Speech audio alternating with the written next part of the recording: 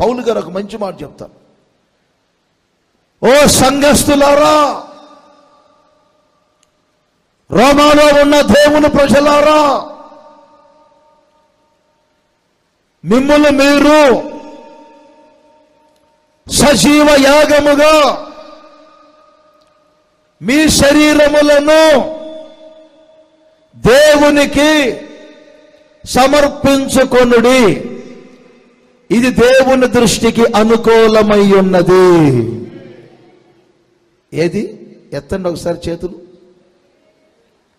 చిన్నప్పుడు పాట పాడారా మీరు? ఏ పాట? సజీవ యాగముగా మన శరీరము ఇంకొంచెం తీయండి రాగం అందరూ.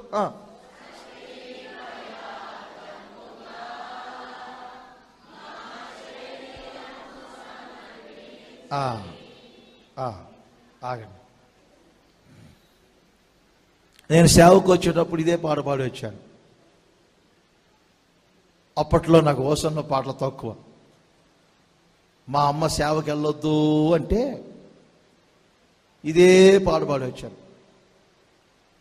సిలువను మోసుకొని సువార్తను చేపట్టి యేసుని వెంబడింప ఎంత భాగ్యము నీచితివి. అమ్మో, నువ్వు పాట పాడుతావు కదా, సజీవ యాగముగా. ఇలాగే ఒక మీటింగ్కి వెళ్ళారంట యేసన్న గారు. పాడి పాడి పాడి గంటన్నర పాడారంట. ఇక మన మధ్యలో ఉన్న దైవజనులు యేసన్న గారు గట్టిగా బలంగా 10 నిమిషాలు ప్రసంగం చేస్తారని చెప్పాడట. యేసన్న గారు పక్క నుండి గట్టిగా బలంగా 10 నిమిషాల ప్రసంగం ఎలా ముగించాలి? ఈ లోపులో యేసన్న గారు లేచారంట. తర్వాత చూసుకున్నాను. ఒకరెవరో పాస్టర్ గారు చెప్పారంట, పాస్టర్ గారు మన ఆర్టీసీ కండక్టర్ గారు భార్య వచ్చారు. అప్పుడు వచ్చారంట ఆమె. అందరేమో 9 గంటలకే వచ్చి పాపం ఆరాధనలో కూర్చున్నారు ఆదివారం. ఆమె అప్పుడు వచ్చారంట. ఏది అసెంబ్లీకి ఎంత లేటుగా వస్తే అంత మొనగాళ్ళు అన్నట్టు. మరలా ఈ పాస్టర్ గారు మన మధ్యలో ఉన్నాం, ఆర్టీసీ కండక్టర్ గారి భార్య, ఓ పాట పాడతాం.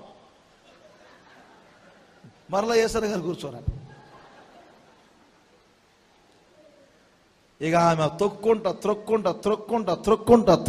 త్రొక్కుంటా మనుషుల్ని ముందుకొచ్చి కూర్చున్నారు. యేసన్న గారికి అప్పుడే మండిందంట. అది ఓసన్న మందిర్ అయితేనా?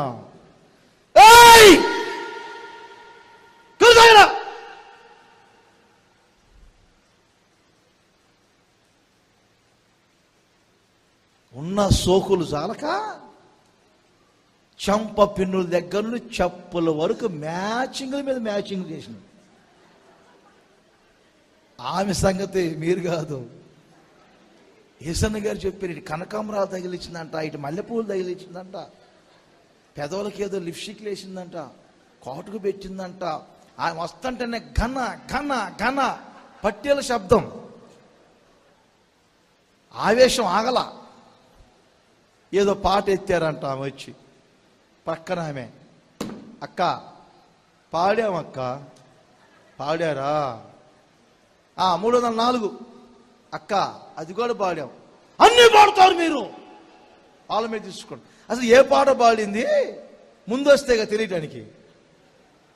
804 ఏయ్ ఉన్న పాటు నా వచ్చు చున్నాను నీ పాద సన్నిధికో రక్షక. ఇక యేసన్న గారికి ఆవేశం ఆగక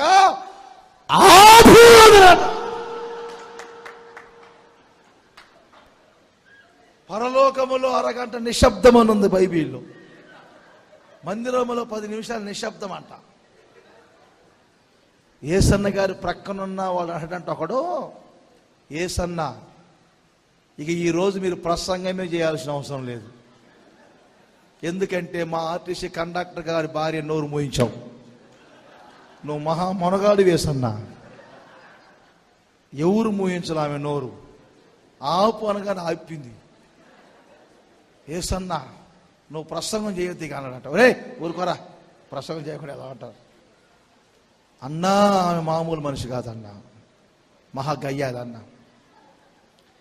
యేసన్న గారు రిక్వెస్ట్గా చెప్పారంట, అమ్మ ఎందుకు ఆపమన్నానంటే ఉన్నా పాటున అన్నావు తల్లి. ఈ పాటులోగా నువ్వు పరలోకం వెళితే దేవదూతలందరూ నిన్ను వింతగా చూసి యేసు ప్రభు దగ్గరికి వెళ్ళి, యేసు ప్రభువా ఏదో ఒక దయ్యం పిల్ల వస్తుంది నాయన అంటారు. మీరు వేరుగా భావించుకోవద్దు. తెల్ల బట్టలు వేసుకొని కళ్ళలోకి ఎవరు వచ్చారు అనుకోండి, దేవదూత అంటారు మీరు. ఇప్పుడు నేను చెప్పినట్టుగా ఒక ఆమె వచ్చింది అనుకోండి, ఒక ఆయన, మీరేమనుకుంటారు? దయ్యమే అంటారు కదా. అర్థమవుతుందా? అనగానే ఆమె అన్నదంట. మొత్తం మీద ప్రసంగం అంతా అయిపోయింది. పాస్టర్ గారు ఇంట్లో ప్రార్థన చేశారంట. తిరిగి వస్తుంటే ఎవరో చెప్పారంట, ఆర్టీసీ కండక్టర్ గారి భార్య నీతో పర్సనల్గా మాట్లాడాలంట అని. యేసన్న గారు అనవసరంగా ఏమి జోలికి వెళ్ళాను, పెళ్లి పేరంటం లేను అని, ఇక ఏం మాట్లాడిద్దో బాబు అని పర్సనల్ అని చెప్పారులే, ఇక ఎన్ని తిట్టినా పర్వాలేదని చెప్పి లోపలికి వెళ్ళి ఏమ్మా అనట. అంటే ఆమె అంటారంట, ఈ మాట మా పాస్టరే చెబితే ఎప్పుడో మారేదండి. నిజమే, తప్పు కదా? అందరూ ముందొచ్చి కూర్చుంటే మధ్యలో రావటం, ఈ ప్రసంగ సమయంలో నేను పాడుపడటం తప్పు కదా? అన్నారట. అది నా ముందండి, ఎందుకు ఆయనకి చెప్పొచ్చుగా. మీరు అన్నందుకు నాకు బాధ లేదు. ఈ రోజు నా మనస్సును మార్చాడు నా దేవుడు. భక్తి విధానం ఏమిటో నేర్పించాడు దేవుడు. ఆమేన్ చెప్పండి గట్టిగా. సమర్పించుకోవడం అంటే ఏంటి ఇప్పుడు చెప్పండి? సజీవ యాగముగా మీ శరీరాలను సమర్పించుకోవటం అంటే ఏమిటండి? దేవునికి అర్పించే ఒక అర్పణలో లోపం ఉంటే ఆ లోపాన్ని బట్టి దేవుడు అక్కడ ప్రత్యక్షం అవరు. మీ అవయములను పాప సాధనాలుగా వాడుకుంటున్నారా? మీ అవయాలను సజీవ యాగముగా పరిశుద్ధముగా నా దేవునికి సమర్పించుకుంటున్నారా? ఒక్కసారి మీరు ఆలోచన చేయండి. పాత నిబంధనలో అర్పించే ఒక అర్పణ బలిపీఠం దగ్గరకు వస్తే దాన్ని వధిస్తే, దాన్ని వధించిన దాన్ని చంపబడిన దాన్ని బలిపీఠమే పెడతారు. అది చచ్చిపోయిన తర్వాత బలిపీఠమే పెడతారు. కొత్త నిబంధన సిద్ధాంతం అది కాదు. ఆరోగ్యంగా ఉన్నప్పుడే, సరైన వయసులో ఉన్నప్పుడే నా ప్రభు కొరకు మిమ్మల్ని మీరు సమర్పించుకుందురుగాక. అందరూ చేతులు పైకే చెప్పండి గట్టిగా, హల్లెలూయా. ఇంకోసారి చెప్పండి గట్టిగా, హల్లెలూయా. నా దేవుని కొరకు మీరు సజీవ యాగముగా సమర్పించుకుందురుగాక. నా దేవుని కొరకు మిమ్మల్ని మీరే ఒక అర్పణముగా అర్పించుకుందురుగాక. దేవునికి మహిమ కలుగునుగాక.